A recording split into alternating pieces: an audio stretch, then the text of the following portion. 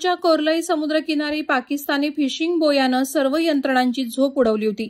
मागील 4 दिवसांपासून रायगडच्या रेवदंडा, अलिबाग, मुरुड, कोर्लई, मांडवा समुद्रकिनाऱ्यावर पोलीस आणि इतर सागरी सुरक्षा यंत्रणा विविध यंत्रणांच्या आधारावर समुद्रातून वाहून आलेल्या फिशिंग बोयाचा शोध घेत होते। रायगडच्या पोलीस अधीक्षक आंचल दलाल यांनी मोठ्या शिताफीनं बोया शोधण्याचं काम सुरू ठेवलं होतं, पण अखेर रेवदंडा समुद्रकिनाऱ्यावर हा बोया सापडला। पोलीस अधीक्षक आंचल दलाल यांनी जातीनं लक्ष दिल्यानं पाकिस्तानी फिशिंग बोया सापडलाय। मागील 5 महिन्यांपासून हा बोया समुद्रात फिरत असल्याची माहिती समोर येतेय।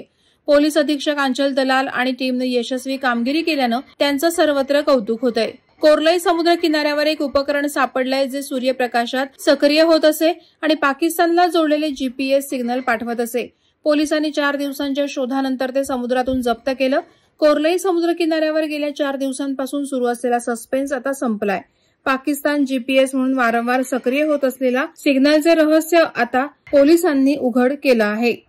वादळवारा लाईव्हसाठी न्यूज ब्युरो, मुरुड। नवी मुंबई व रायगड जिल्ह्यातील ताज्या बातम्या आणि घडामोडींसाठी सबस्क्राइब करा वादळवारा लाईव्ह चॅनल आणि दाबा बेल आयकॉन।